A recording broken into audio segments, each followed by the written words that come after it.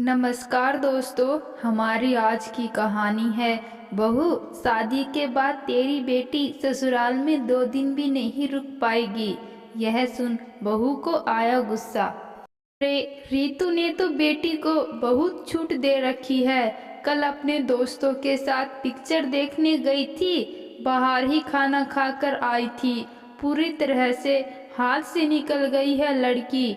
Doctor क्या बन रही है, इसने तो सब घर वालों की अकल ठिकाने लगा दी। सही गलत का पाठ पढ़ाती है, अपने पापा के लाड प्यार का गलत फायदा उठाती है। लड़कियों के साथ साथ लड़कों को भी दोस्त बनाकर रखा है। इस लड़की के लक्षण देखकर तो लग रहा है कहीं भागकर शादी ना कर ले।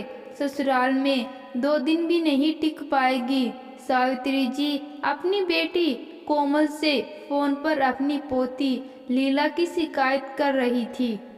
तू अपनी सास के कमरे में चाय देने गई थी, लेकिन अंदर से आ रही आवाज सुनकर सतम रह गई। दरवाजे के बाहर ही खड़ी हो गई। जो बातें उसकी सास अपनी बेटी से कह रही थी वह बहुत दिल दुखाने वाली थी। सास सावित्री जी अपनी धुन में बात किए जा रही थी। उन्हें एहसास भी नहीं था कि उनके द्वारा कही जाने वाली बातें रीतू ने सुन ली थी। माँ जी, यह आपकी चाय और यह किस तरह की भाषा का इस्तेमाल कर रही हैं आप अपनी पोती के लिए? क्यों नाम बदनाम कर रही हैं आप मेरी बच्ची का? क्या बिगाड़ा है उसने आपका? आज भी हमारे समाज में लड़की का नाम गलत तरह से उछाला जाए तो आने वाली पीढ़ी भी उसे याद रखती है। वह ऐसा कलंक बन जाती है जिसे मिटाना मुश्किल होता है। जानकारी में तो था कि लीला ने अपने पापा से पूछकर दोस्तों के साथ बाहर जाने का प्रोग्राम बनाया था। फिल्म देखने के बाद बाहर खाना खाने जाने वाले हैं। इस बात की जानकारी भी उसने हमें दी थी। किन दोस्तों के साथ जा रही है वह भी बताया था। तो फिर समस्या कहाँ है? 21 साल की हो गई है लीला। परीक्षा खत्म होने पर पार्टी करने बुराई है। वह भी ऐसी वैसी नहीं, अच्छी फिल्म बॉर्डर देखने गई थी।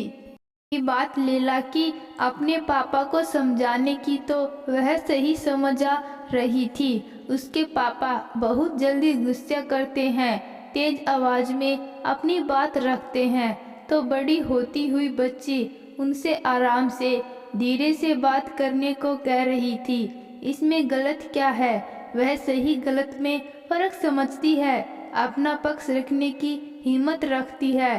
तो इसमें गलत क्या है? आप बच्ची का नाम बदनाम कर रही हैं। के कहने पर आपका हर काम कर देती है, चाहे मोबाइल का रिचार्ज करना हो, आपका शुगर लेवल चेक करना हो, चाहे दवाइयाँ मंगवानी हो, बिना नाकुर के तुरंत कर देती है हर काम। रीतू ने कहा, अरे वह तो मुझे उसकी फिक्र लगी रहती है ना, इसलिए कह रही थी। सावित्री जी को हमेशा घर के चिराग पोते की चाहत थी, पर वो हो गई घर में पोती। बेटी होने के बाद बहू को दोबारा माँ बनने का सौभाग्य नहीं मिल सका, इसलिए सावित्री जी के दिल के तार बहू और पोती से नहीं जुड़ पाए।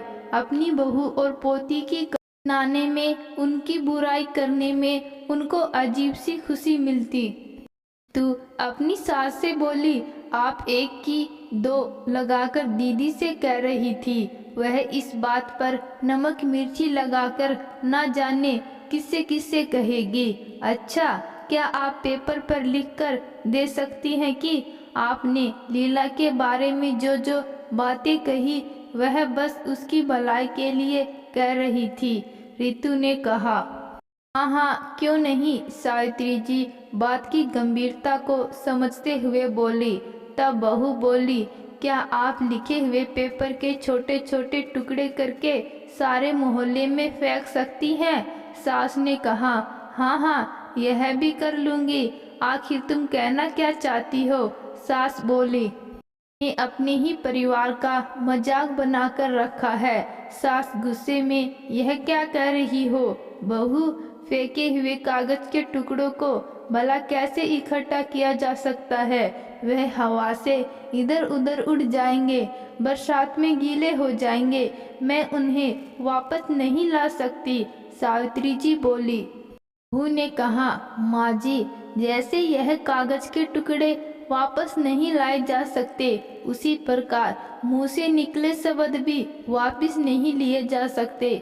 आपके कहे गए से कितने लोग बच्ची के बारे में गलत धारणा बना सकते हैं। आपने सोचा है, हमें तो किसी के भी बारे में बुरा बोलने से पहले 2 बार सोचना चाहिए।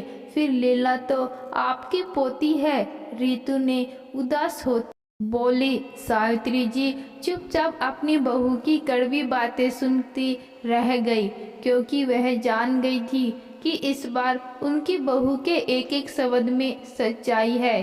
सास की आंखों में आंसू थे और वह बोली, बहू, मुझे माफ कर दो, मैं पोते की चाहत में अपनी पोती को समझ नहीं पाई।